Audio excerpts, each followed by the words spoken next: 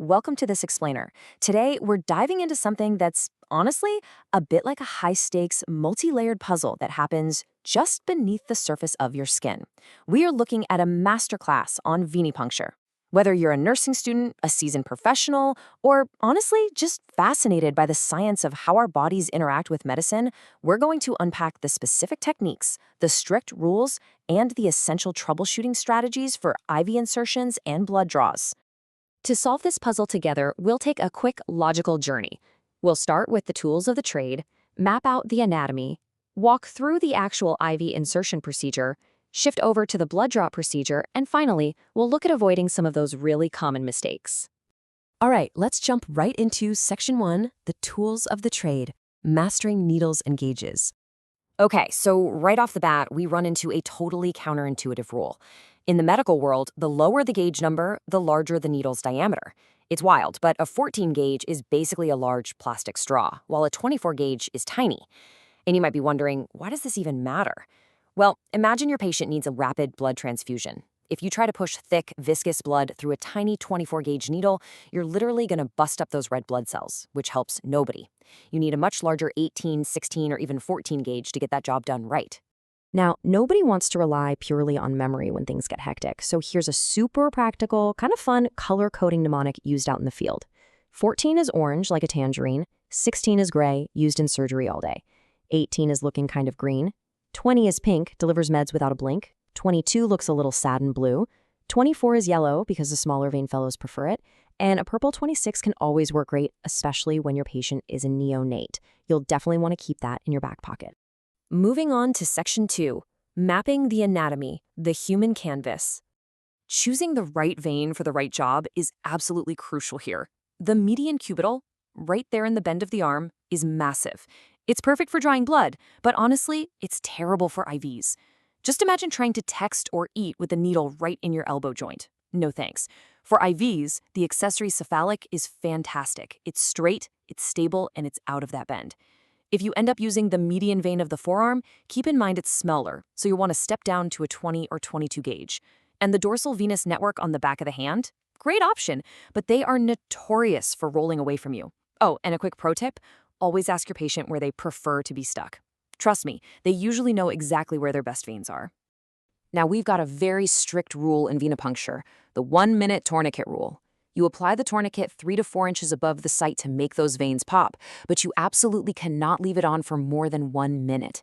If you do, you risk hemoconcentration, and that can completely alter the patient's lab results.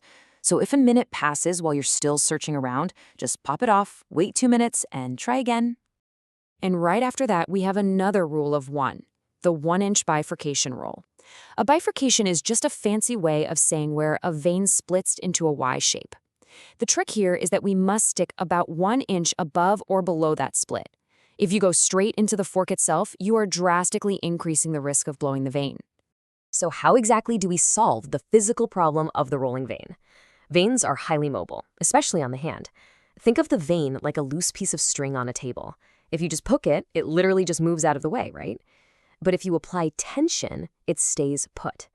By simply placing your non-dominant thumb 1 to 2 inches below the site and pulling the skin taut, you securely anchor that vein in place. All right, Section 3, the IV insertion procedure, step-by-step execution.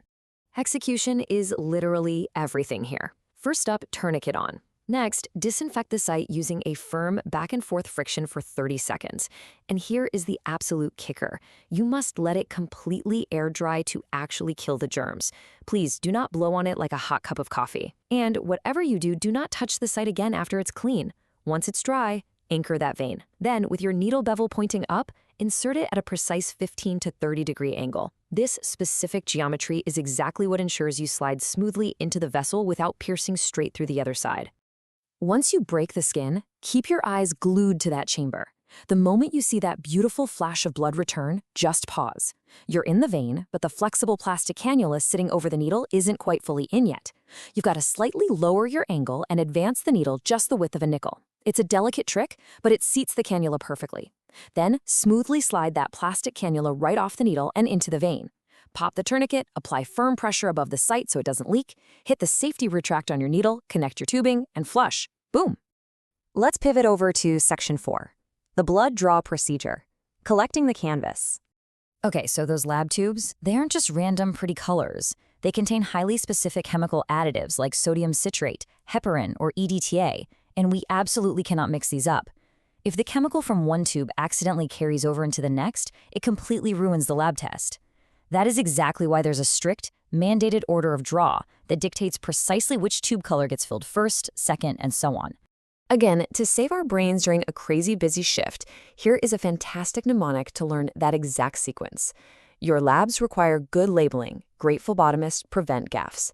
Yellow, light blue, red, gold, green, purple, or pink, and finally gray.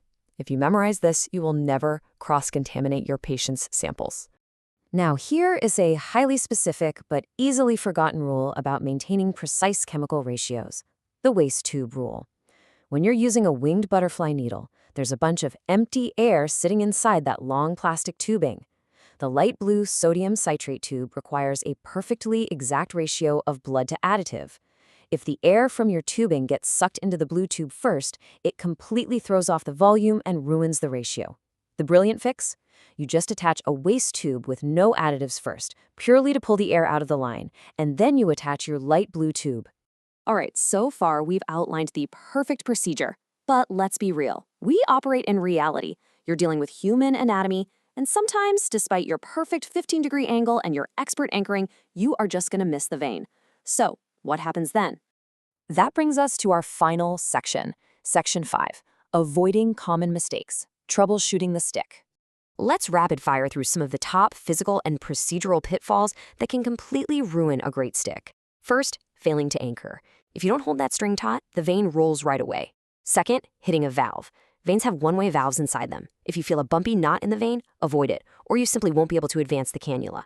Third, having the patient aggressively pump their fist. Did you know this can actually alter potassium lab results? It's true.